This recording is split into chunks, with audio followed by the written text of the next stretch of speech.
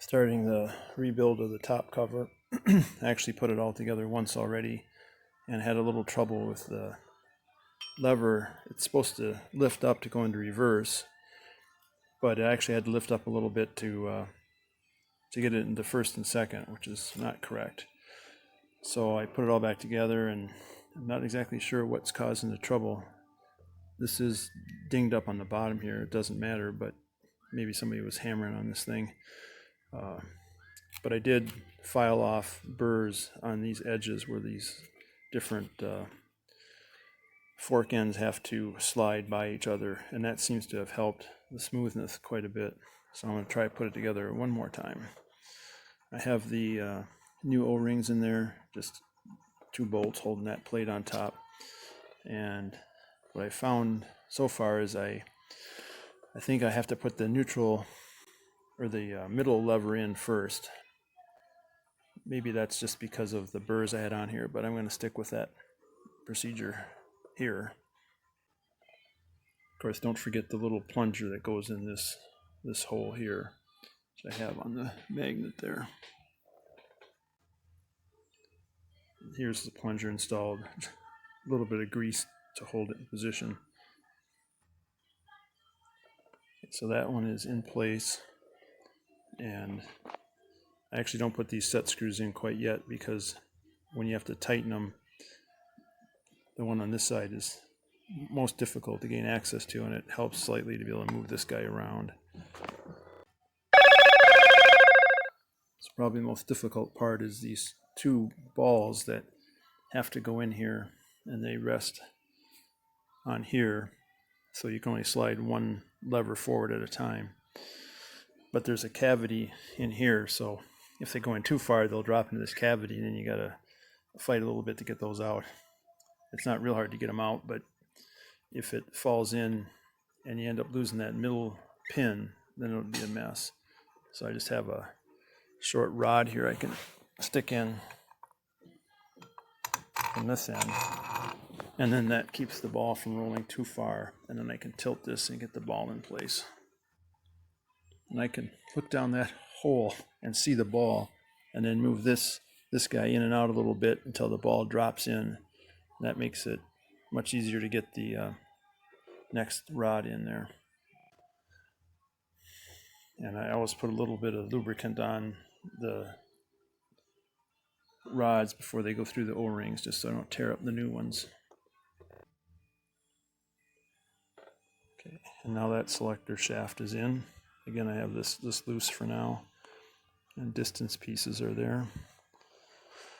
So now I have to tip it this way, put the threaded rod, it doesn't have to be threaded, but I put this in so the ball won't go too far in and fall into that cavity. And now I can insert the next ball. If you're able to keep these in the same position as when the ball dropped in before this shaft went in, then you know it's in the right position for the ball to drop down when you put it in this hole. And these, of course, should be lined up for the neutral position. And now it's all together as far as the shafts go.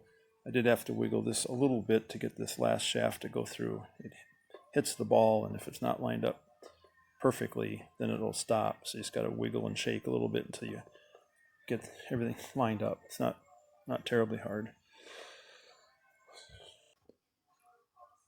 Okay, I just put the stick shift in with the 1 through bolt just to make sure, and I'm not getting that catching when I go between the 2 selector shafts. So I think whatever it was, I've fixed it, but I don't have the detents in yet, so I'll put those in next. The 3 plungers on the back side here. Possibly it was somehow related to that. I'm kind of doing one piece at a time and checking it as I go here.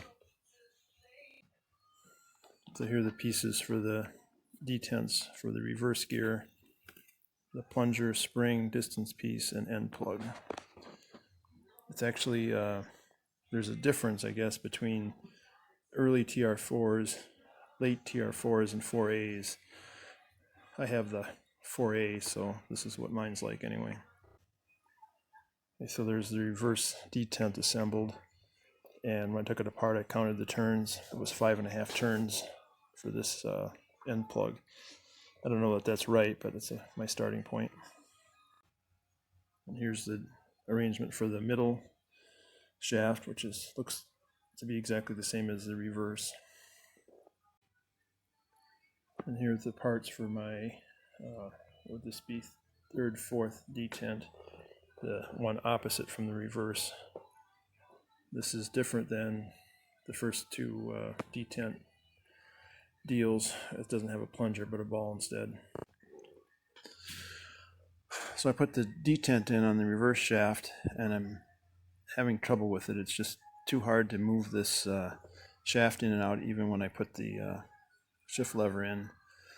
So I played around, I adjusted it, took off as much tension as I could.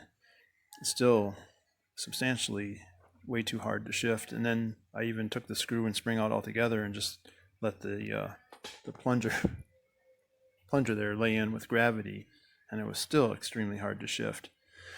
So I took it out and I had the parts, so I switched to the ball and spring arrangement, and now it shifts much nicer. So I think I'm going to go with that.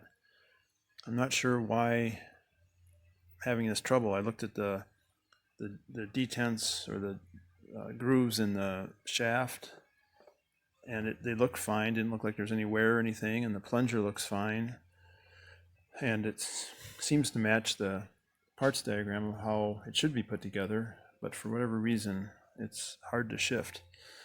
So I'm going to put it together this way and see how it works. I may end up having to take it all apart again, but this is my initial try.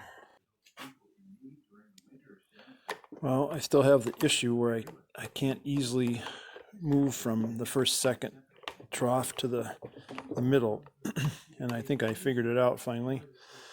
I hadn't been putting in the anti-rattle spring and plunger when I was doing my tests along the way during assembly, and I think that's what's catching. So take it apart one more time. Here's the anti-rattle plunger, and there's a spring behind it.